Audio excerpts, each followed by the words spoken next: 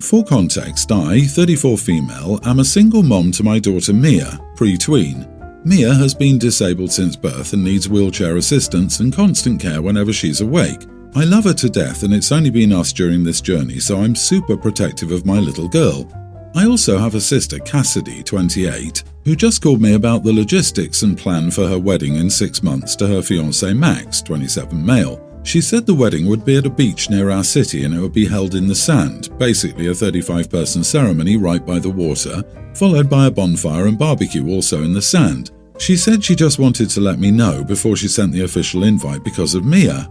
I truly have never been more shocked and disappointed in my sister. You would think she would at least check in with me before she reserved the beach space because Mia obviously can't come, and now she's only telling me because it's set in stone and there's nothing she can change.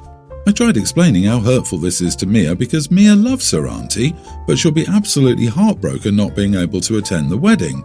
It's already so difficult raising a child with disabilities without a partner, but when even family is this inconsiderate and cruel, it's truly the worst feeling. Cassidy immediately started deflecting, saying she and Max checked to make sure the beach had a sand-friendly wheelchair for me to rent, $110 a day.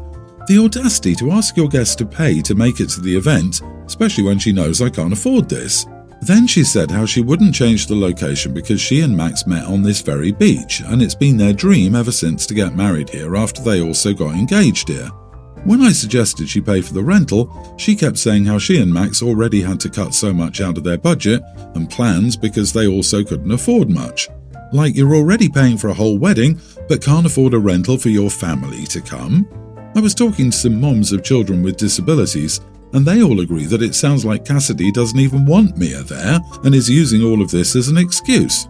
I'm thinking about just telling her that we won't be attending her wedding and supporting a person who's inconsiderate of her own family. So, am I the idiot? So Cassidy and Max picked a location for their wedding that has a deep emotional meaning to them, and ensured that there were accommodations that would allow Mia to attend. So this dispute is really, my sister won't pay $110 for a wheelchair for Mia to attend. You are the idiot.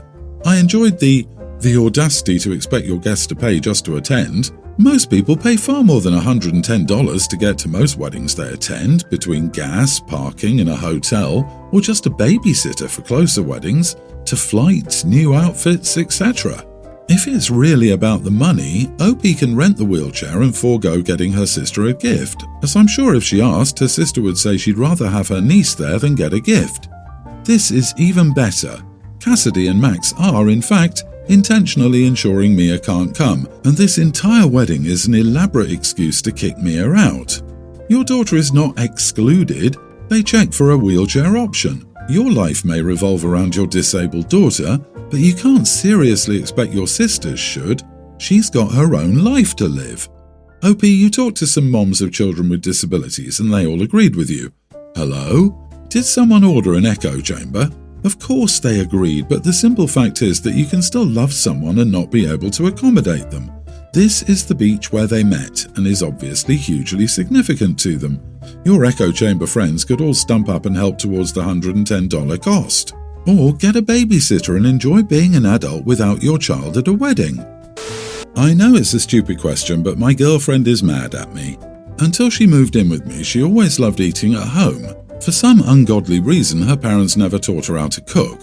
She can reheat food and make spaghetti and stuff, but anything more complicated like a fried egg is hard for her. I have silicone rubber utensils that I use on my non-stick pans. It's great, cleanup is so easy. She took about 2 weeks to destroy all my non-stick pans. She uses forks or a metal spatula to move and scrape the food. I had to take the time to show her how to use the non-stick stuff. I showed her where all the utensils were. Didn't matter. She scraped off the non-stick coating, so all the food she was making was sticking to the pan. I don't know how, but she managed to stick a grilled cheese sandwich to the pan.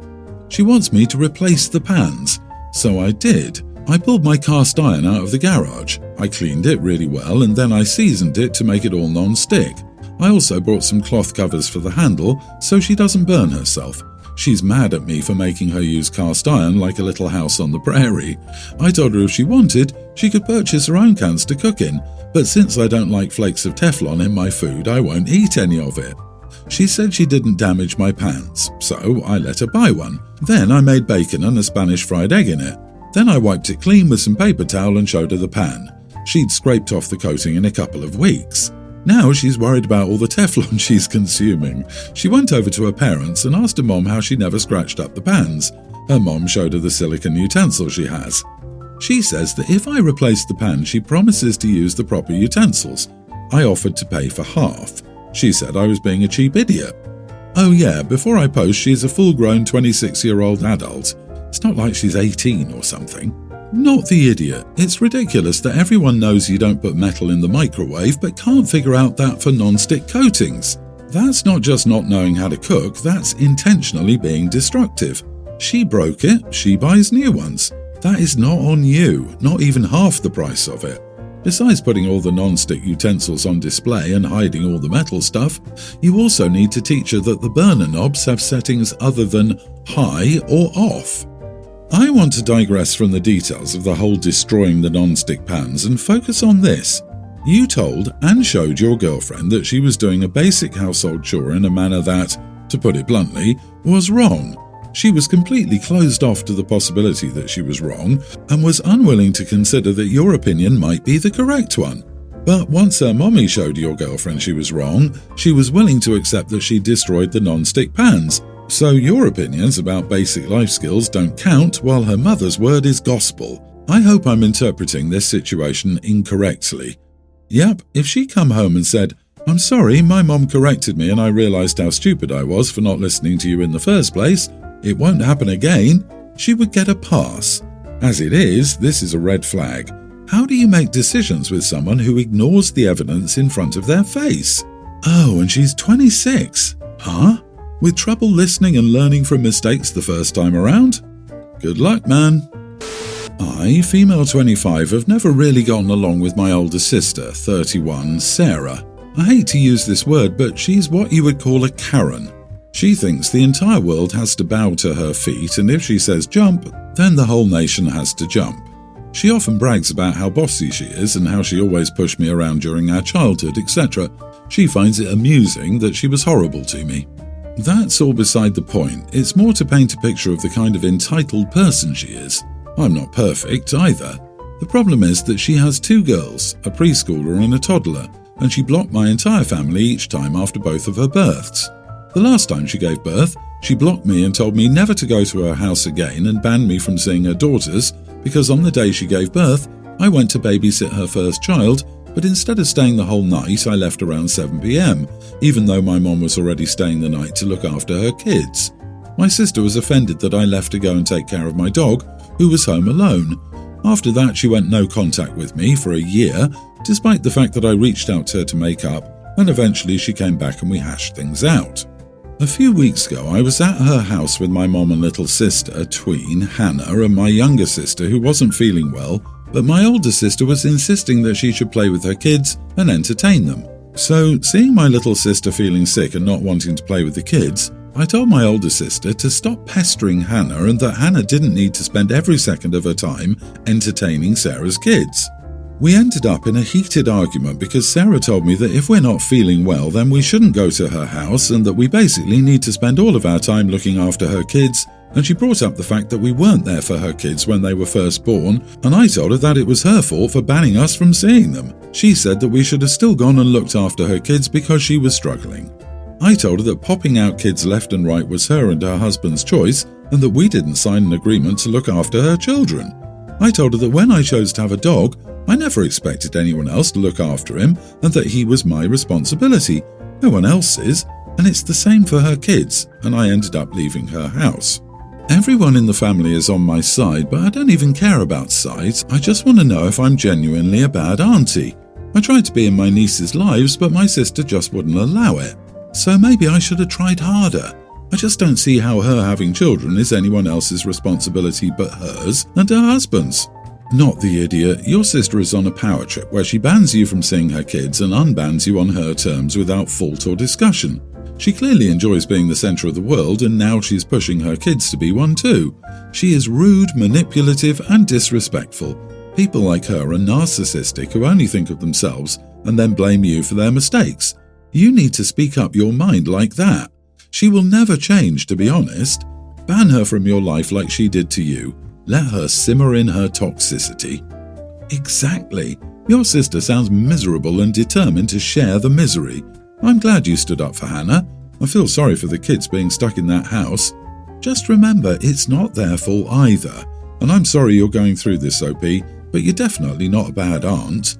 I'm curious how your sister is with your parents, and if she's the same, why do they put up with her abuse, especially the treatment to their youngest daughter? Just finally go no contact with her. Why you even keep bothering and kind of enabling this behavior by coming back? If she needs help, she should put on a big girl pants and ask for it. She can't just act like an idiot and then expect everyone to fall at her feet. Respect goes both ways.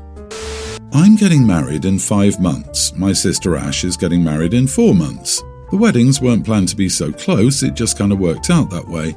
I got engaged first, but her husband is in the military, so they had to rush things a little bit and either get married on 5 months' notice or wait a lot longer. My family grew up in what would be considered the lower middle class. My parents are gifting Ash $1,000 to help with wedding planning. Obviously, this doesn't go that far. We have a decent-sized extended family and lots of friends. Ash is doing everything she can to be thrifty and will end up having around 70 adult guests at her wedding. She wishes it could be more and with kids, but due to budget, cuts had to be made.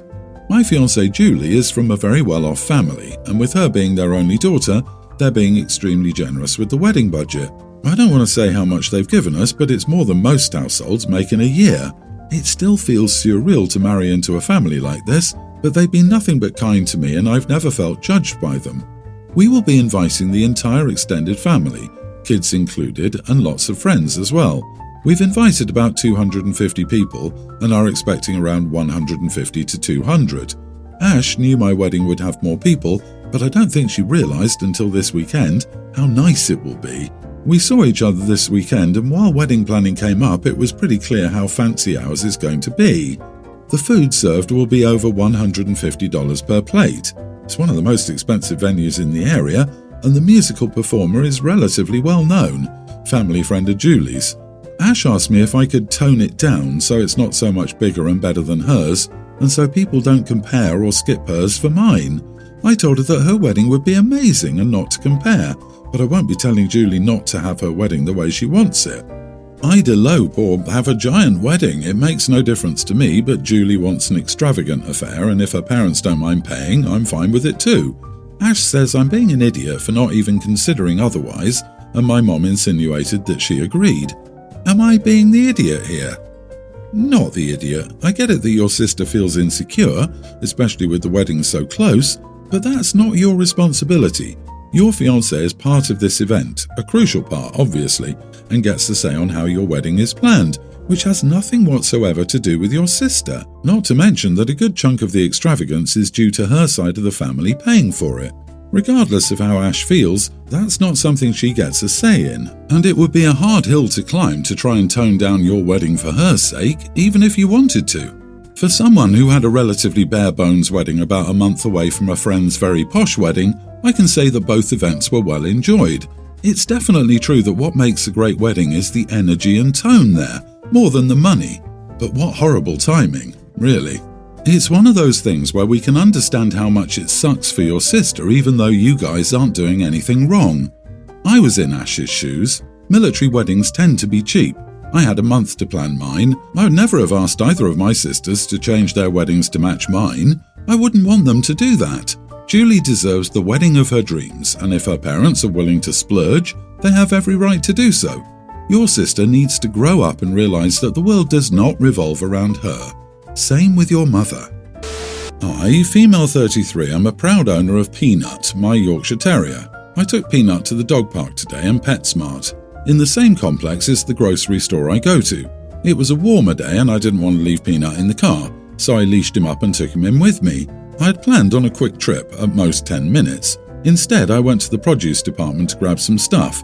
A guy, probably in his 30s, not an employee, rudely told me that pets aren't allowed in grocery stores and asked why I had my dog with me. Before I could respond, he told me it was gross as heck to have my dog in the produce section. I explained it was hot outside and I planned to be quick in the store. I apologised and said the most convenient thing for me was to come here with Peanut. He told me to screw off and not to be a lazy pet owner. Then he stormed off. It was a scene. Feeling uncomfortable, I just left. I thought it would be no big deal. Peanut didn't misbehave or have an accident, and I didn't think I was being an idiot. It's literally the health code that pet animals are not allowed in grocery stores, with an obvious exception for service animals. You are the idiot. No pets doesn't mean no pets unless it's inconvenient to follow the rules, or no pets except for a few minutes. I think you guys forget that OP's convenience is worth more than others' health and safety. They're special and the rules don't apply to them as they do to the rest of us. You know people are allergic to dogs, right? You brought a pup into produce. Come on, girl, I love dogs, but everyone knows they're not allowed in grocery stores. You're not special. Seriously, this attitude that dogs need to be everywhere is annoying, and I don't understand why it's become acceptable. And other pets stay home and are expected to, but somehow Fido gets a pass. The grocery store, the workplace, the doctor's office. No, no, no. Unless it's a service animal, leave your dog at home.